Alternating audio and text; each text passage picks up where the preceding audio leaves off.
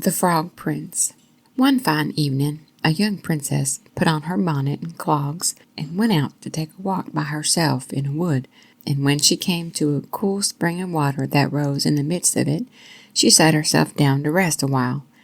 Now she had a golden ball in her hand, which was her favorite plaything, and she was always tossing it up in the air and catching it again as it fell. After a time she threw it up so high that she missed catching it as it fell, and the ball bounded away and rolled along upon the ground, till at last it fell down into the spring. The princess looked into the spring after her ball, but it was very deep, so deep that she could not see the bottom of it. Then she began to bewail her loss, and said, "Alas, if I could only get my ball again, I would give all my fine clothes and jewels and everything that I have in the world." Whilst she was speaking, a frog put his head out of the water and said, "Princess, why do you weep so bitterly?" "Alas," said she, "what can you do for me, you nasty frog? My golden ball has fallen into the spring." The frog said, "I want not your pearls and jewels and fine clothes, but if you will love me, and let me live with you, and eat from off your golden plate, and sleep upon your bed, I will bring you your ball again." "What nonsense," thought the princess. "This silly frog is talking. He can never even get out of the spring to visit me, though he may be able to get my ball for me, and therefore I will tell him that he shall have what he asks." So she said to the frog, "Well, if you will bring me my ball, I will do all you ask."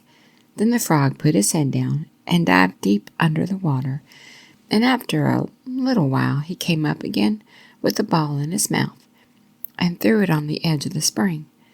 As soon as the young princess saw her ball, she ran to pick it up, and she was so overjoyed to have it in her hand again that she never thought of the frog, but ran home as fast as she could. The frog called after her, "Stay, princess, and take me with you as you said," but she did not stop to hear a word.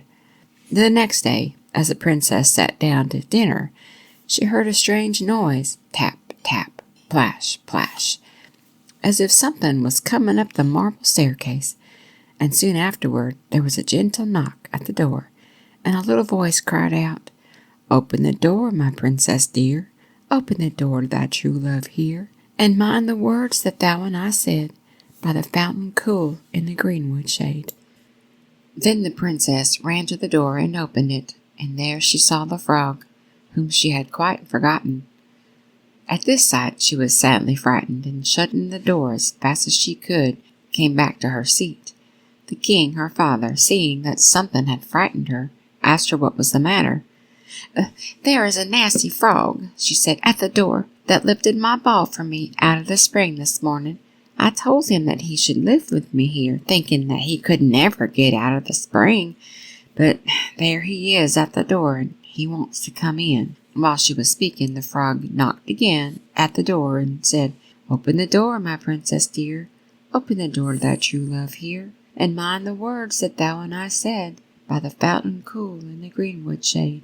Then the king said to the young princess, "As you have given your word, you must keep it, so go and let him in." She did so, and the frog hopped into the room, and then straight on, tap, tap, plash, plash, from the bottom of the room to the top, till he came up close to the table where the princess sat. "Pray lift me up upon the chair," he said to the princess, "and let me sit next to you." As soon as she had done this, the frog said, "Put your plate nearer to me, that I may eat out of it." This she did, and when he had eaten as much as he could, he said, "Now I am tired.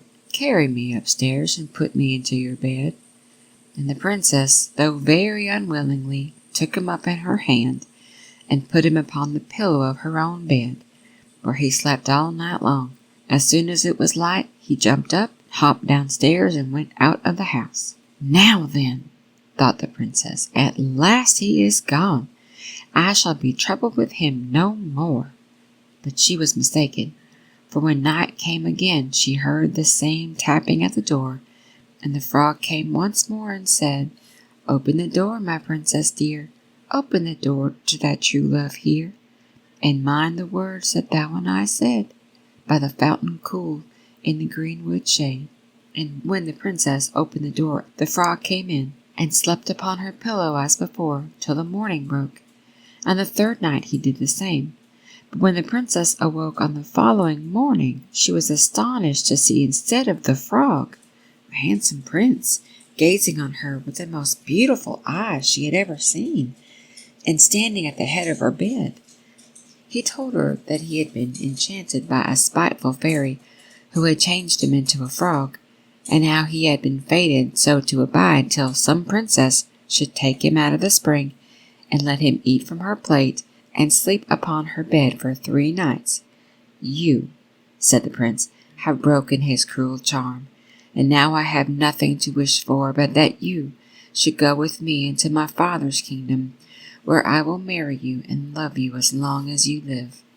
The young princess, you may be sure, was not long in saying yes to all this, and as they spoke, a beautiful coach drove up with 8 beautiful horses, decked with plumes of feathers and a golden harness, and behind the coach rode the prince's servant, faithful Heinrich, who had bewailed the misfortunes of his dear master during his enchantment so long and so bitterly that his heart had well nigh burst.